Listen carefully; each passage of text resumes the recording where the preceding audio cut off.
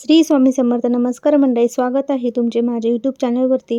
आजचा दिवस तुम्हाला खूप छान, सुखाचा, आनंदाचा जावो हीच मी स्वामींच्या चरणी प्रार्थना करते आणि आपल्या आजच्या नवीन व्हिडिओला सुरुवात करते. येत्या 25 जुलैला म्हणजे शनिवारी आलेली आहे आषाढी एकादशी. आषाढ महिन्यातील शुक्ल पक्षातील एकादशीला देवशनी एकादशी किंवा आषाढी एकादशी असं म्हणतात.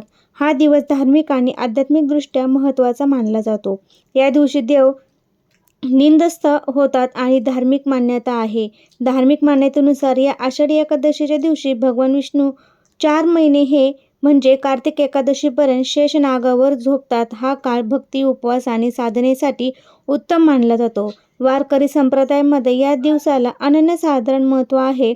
आषाढ शुद्ध एकादशी पंढरपूरच्या चंद्रभागेच्या तीरावर वारकऱ्यांचा महासंगम होतो. हे पाय चांगले म्हणजे शारीरिक व मानसिक तप मानले जाते. या आषाढी एकादशीच्या दिवशी व्रताचा खूप मोठा धार्मिक महत्त्व आहे आणि म्हणूनच या एकादशीला अगदी लहान मुलांपासून ते मोठ्यांपर्यंत सर्वजण हे व्रत करून विठ्ठलाची पूजा करतात. या एकादशीचा उपवास करून विठ्ठल किंवा श्री विष्णू नामात लीन राहिल्याने मनशांती लाभते, पाप नष्ट होतात आणि सर्व इच्छा मनोकामना या देखील पूर्ण होतात. एवढंच नाही तर या आषाढी एकादशीला व्रत केले तर वर्षातील सर्व एकादशींचे पुण्यफळ प्राप्त होते. आषाढी एकादशीचा दिवस हा खूप महत्त्वाचा आणि शुभ मानला जातो आणि म्हणून या आषाढी एकादशीच्या दिवशी ही एक चूक अजिबात करू नका. काय होतंय की आपल्याला भरपूर वेळा काही गोष्टी या माहीत नसतात आणि आपल्याकडून या पवित्र दिवशी काही ना काही चुका होत असतात आणि जर आपल्याकडून या एकादशीच्या पुण्य काळ म्हणजे आपल्याला आषाढी एकादशीला आपण या चुका करू नये. या आषाढी एकादशीला तुम्ही एक वेळ उपवास नाही केला तरी चालेल, पण ही एक चूक अजिबात करू नका, नाहीतर याचे तुम्हाला 100 पटीचे परिणाम भोगावे लागेल. आणि 99% लोकांना ही चूक अजूनही माहीत नाही. तर अशी कोणती चूक आहे जी आपल्याला आषाढी एकादशीच्या दिवशी करायची नाही? तर या दिवशी कोणत्याही नियमांचे पालन करायचे आहे याबद्दलचीच आपण संपूर्ण माहिती आजच्या व्हिडिओमध्ये बघणार आहोत. त्यासाठी व्हिडिओ शेवटपर्यंत नक्की बघा. चॅनलवरती नवीन असाल तर नक्की सबस्क्राईब करा आणि तसेच असे नवनवीन व्हिडिओ पाहण्यासाठी बेल आयकॉन देखील प्रेस करा, म्हणजे जेव्हा कधी मी नवीन व्हिडिओ अपलोड करेल तेव्हा त्यांचं नोटिफिकेशन तुम्हाला मिळेल. त्यासाठी बेल आयकॉन प्रेस करायला विसरू नका. तर आषाढी एकादशीचे महत्त्व हे खूप आहे. हिंदू धर्मामध्ये एकादशीचे महत्त्व हे अतिशय महत्त्वाचे मानले जाते. म्हणजे आषाढी एकादशीमध्ये भगवान शिवशंकरांचे हे काम जे आहे भगवान विष्णूने सोपवलेले असते, तर अतिशय पवित्र तिथी मानली जाते. या दिवशी देव हे निद्रा अवस्थेत जातात, म्हणजे झोपी जातात आणि दृष्टीचा सर्व काही जो कारभार आहे तो भगवान शिवशंकरांकडे सोपवला जातो आणि याच्याच दिवसापासून चातुर्मास हा सुरू होतो. आणि जेव्हा कार्तिक एकादशी संपत असते, या आषाढी एकादशीचा प्रारंभ 24 जुलैला सकाळी 9:23 होणार आहे आणि समाप्ती ही 25 जुलैला सकाळी 11:34 होणार आहे. उद्या तिथीनुसार 25 जुलैला म्हणजे शनिवारी आपल्याला व्रत आहे तर ते करायचं आहे. एकादशीचे हे काही नियम आहे तर ते सुद्धा आपल्याला पाळायचे आहेत. तर यामध्ये 25 जुलैला आपल्याला उपवास हा करायचा आहे, म्हणजे व्रत प्रारंभ म्हणजे उपवास आपल्याला करायचा आहे. सोडण्याची वेळ ही 26 जुलै रोजी पहाटे 5:56 पासून ते 8:31 आहे. तर या वेळेमध्ये तुम्ही व्रत पारण जे आहे तर ते सोडवू शकतात, म्हणजे आषाढी एकादशीचं व्रत सोडवू शकतात. आषाढी एकादशीचं व्रत हे आपल्याला संपूर्ण दिवसभर आणि रात्रभर करायचं आहे आणि दुसऱ्या दिवशी हे व्रत सोडवायचं आहे आणि हे व्रत दुसऱ्या दिवशी सोडवलं जातं. व्रताचं शुभ फळ जे आहे तर ते आपल्याला प्राप्त होतं. बऱ्याच वेळा काय होतं, काही जण दिवसभर व्रत करतात आणि संध्याकाळी व्रत सोडून देतात. तर तुम्ही असं अजिबात करू नका. ही चूक जी आहे तर ती आपल्याला अजिबात करायची नाही. आणि शक्य असेल तर घरात जर थोडी मोठी मुलं असेल तर त्यांना व्रत करणं शक्य असेल तर त्यांना सुद्धा हे व्रत करायला सांगायचं आहे. आता या दिवशी अशा काही चुका ज्या आहेत तर ते आपल्याला अजिबात करायचे नाहीत. पहिली चूक म्हणजे आषाढी एकादशीच्या दिवशी भात खाणे वर्ज्य मानले जाते. तुम्ही उपवास केला नसेल तरी पण तुम्ही या दिवशी भात खाऊ नका. बऱ्याच वेळा आजारी व्यक्ती असतात किंवा लहान मुलं घरामध्ये असतात आणि अशा वेळी बघा आपण भात खायला देतो, पण ही चूकसुद्धा तुम्हाला करायची नाही. कारण कितीही लहान मुलं असेल किंवा कितीही मोठे व्यक्ती असेल तर त्यांना या दिवशी भात तुम्ही अजिबात देऊ नका. आणि या दिवशी फक्त भातच नाही तर तांदळापासून जे काही पदार्थ बनलेले जातात ते सुद्धा या दिवशी वर्ज्य केले जातात. त्यामुळे तांदूळ हा पूर्णपणे एकादशीच्या दिवशी वर्ज्य केला जातो. आता एकादशी तिथी ही 24 जुलैला सकाळी 9 वाजून 9:03 सुरू होणार आहे. तर या तिथीवर आपल्याला झाल्यापासून आपल्याला तांदूळ हा वर्ज्य करायचा आहे आणि 26 जुलै सोमवारी आपण व्रत सोडणार आहोत. तर तेव्हा आपल्याला तांदूळ हा खायचा आहे. तसेच या दिवशी मांसाहार करू नये. कांदा लसूण नशेपासून दूर राहावे. मग तुम्ही हे सुद्धा 24 जुलैपासून तुम्हाला मांसाहार हा करायचा नाही, कारण ही आहे तो दिवस आहे. तर या दिवशी सुद्धा एकादशी मोजली जाते, म्हणूनच या दिवसापासून एकादशी सुरू होत आणि म्हणूनच या दिवशी आपल्याला चुकूनही मांसाहार किंवा कांदा लसूण याचं सेवन करायचं नाही, कारण कांदा लसूण हे तामसिक पदार्थ मानले जातात आणि जेव्हा या दिवशी आपण या पदार्थांचे सेवन करतो तेव्हा कुठेही त्याची नकारात्मक परिणाम हे स्वतः आपल्याला भोगावे लागतात. त्यामुळे या दिवशी आपल्याला हे कांदा लसूण वर्ज्य करायचं आहे. या दिवशी कोणालाही आपल्याला अपशब्द बोलू नका, कोणत्याही प्राण्यांची हिंसा करू नका. अगदी छोट्या मुंगी असेल किंवा किडा असेल त्याची देखील आपल्याला या दिवशी हिंसा करायची नाही, कारण की आपल्याला पाप लागतं. आणि या आषाढी एकादशीच्या दिवशी भांडण वादविवाद सुद्धा करू नका.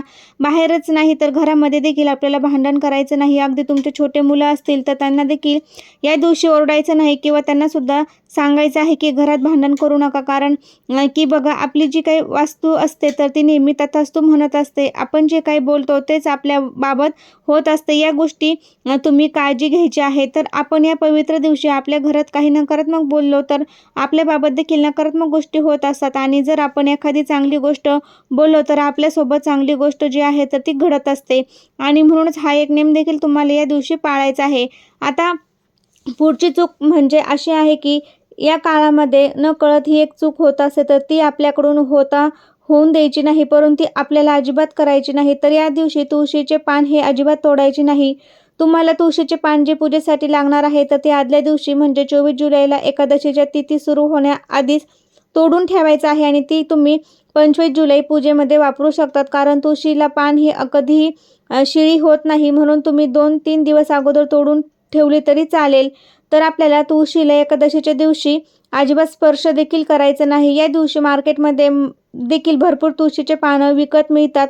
तर या दिवशी आपण फुलं आणत असेल तर तेव्हा तुळशीपत्रसुद्धा तुम्ही विकत आणू शकतात आणि जी पूजेमध्ये वापरली तरी चालेल किंवा तुळशीपाशी खाली गळून पडलेली पानं असेल ते सुद्धा तुम्ही वापरू शकतात.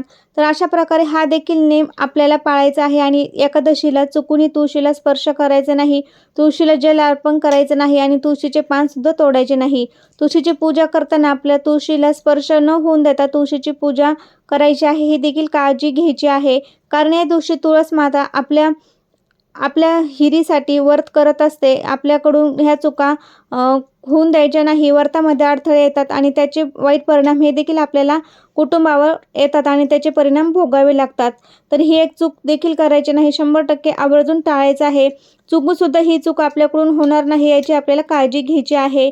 या दिवशी आपल्याला नख किंवा केस देखील कापायचे नाही. या गोष्टीसुद्धा तुम्हाला काळजी घ्यायची आहे. एकादशीच्या दिवशी तुम्ही भगवान विष्णूंची, विठ्ठलाची जेवढी पूजा करता येईल तेवढी पूजा, सेवा, मंत्राचा नामजप हा आपल्याला करायचा आहे. आणि काही शक्य नसेल तर तुम्ही फक्त विठ्ठल विठ्ठल असं म्हटलं तरी चालेल किंवा ओम नमो भगवते वासुदेवाय नमः या मंत्राचा तुम्ही जप केला तरी चालेल. तर या संपूर्ण आषाढी एकादशीचं शुभ फळ जे आहे तर ते प्राप्त होईल, कारण या सेवेने आपल्या पुण्याचं काम जे आहे तर ते होत असतं. त्यामुळे आपल्याला होईल तेवढे नामजप आहे तर ते करायचं आहे. आषाढी एकादशीच्या दिवशी आपल्याला बघा काय करायचं आहे, तर या दिवशी आपल्याला अपशब्द कुणाला बोलायचे नाही, हे देखील मी तुम्हाला सांगितलेलं आहे. आपल्याला कधीतरी कामाला येत असतात, त्यामुळे हे नामजप आहे तर ते आपण चालू ठेवायचे असतात. आपल्याला बघा आषाढी एकादशीच्या दिवशी देवाची सेवा करायची आहे, पूजा आहे तर ती करायची आहे. काही उपाय आपल्याला शक्य झालं तर ते देखील करायचे आहे. आपल्याला पाहिजे ते फळ प्राप्त होतं. त्यामुळे आषाढी एकादशीला किंवा आपल्याला देवांसाठी हे नामजप आहे तर तो करायचा आहे. काही वाईट कर्म केले असेल तर त्याचे कर्म दूर व्हावे यासाठी देखील काही आपण वाईट चांगल्या गोष्टी आहेत तर ते केल्या पाहिजे. तर या दिवशी आपल्याला होईल तेवढी विष्णूंची देखील सेवा करायची आहे. सकाळी आंघोळ वगैरे झाल्यानंतर विष्णूंच्या मूर्तीला आपल्याला अभिषेक करायचा आहे आणि त्यांना तुळशीपत्र अर्पण करायचं आहे. विठ्ठल रुक्मिणीची मूर्ती असेल त्याला अभिषेक करा. त्यानंतर ओम नमो भगवते वासुदेवाय नमः या मंत्राचा जास्तीत जास्त जप करायचा आहे. त्यासोबत भगवान विष्णूंचा विष्णू सहस्त्रनामाचं पठण करू शकता. एक श्लोक किंवा विष्णू सहस्त्रनाम देखील तुम्ही पठण करू शकतात. त्याचप्रमाणे आपल्याला वाचता लिहिता येत नसेल तर श्रवण तुम्ही केलं तरी चालेल. त्याचबरोबर एकादशीच्या दिवशी अजून एक चूक जी आहे तर ती आपल्याला करायची नाही.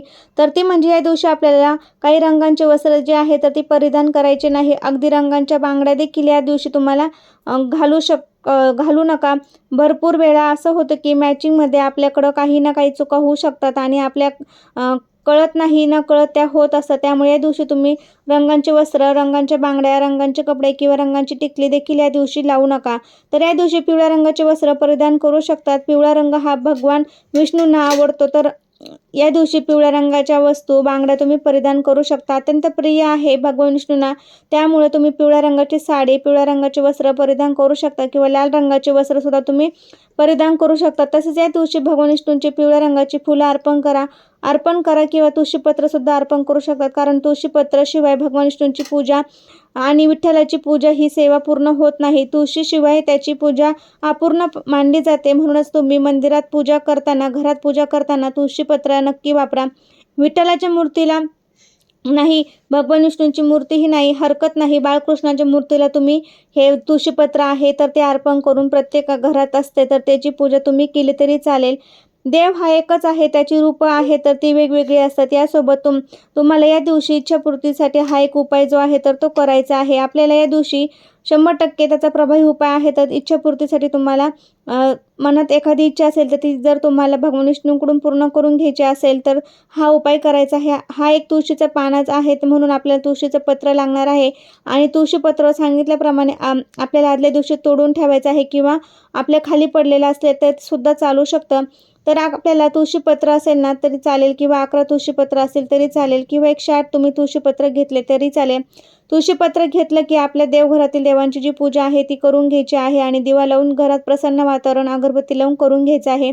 तुळशीपत्र स्वच्छ करायचं आहे. भगवान विष्णू आणि माता लक्ष्मीची पूजा करून घ्यायची आहे. तुळशीपत्र आपल्या हातामध्ये ठेवायचं आहे आणि आपल्याला विष्णू सहस्रनामाचं पठण करायचं आहे. त्यानंतर आपली इच्छा मनोकामना व्यक्त करायची आहे. तुळशीपत्र भगवान विष्णूंच्या समोर ठेवून अर्पण करायचं आहे आणि यानंतर तेथेच तुमच्या समोर त्यांच्यासमोर बसून तुम्हाला ओम विष्णुआय नमः या मंत्राचा 108 वेळा जप करायचा आहे आणि तुम्हाला अगदी मनातील इच्छा व्यक्त करायची आहे आणि अशा पद्धतीने हा उपाय नक्की करा. तुमच्या नक्की सर्व इच्छा आकांक्षा आहे तर त्या पूर्ण होतील. तर बरेच जण म्हणतील आपल्याला एक आषाढी एकादशीला आहे तर काळे कपडे परिधान करायचं नाही. तर हे चुकीचं आहे कारण की भगवान विठ्ठल हा सावळा आहे.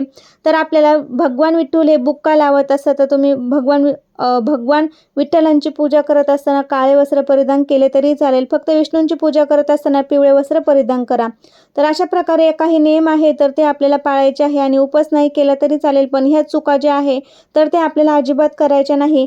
ह्या चुका 99% लोकांना माहीत नाही. कसा वाटला व्हिडिओ ते नक्की सांगा. तुम्हाला व्हिडिओ आवडला असेल तुमच्या मित्रपरिवारामध्ये शेअर करायला विसरू नका. श्री स्वामी समर्थ. धन्यवाद.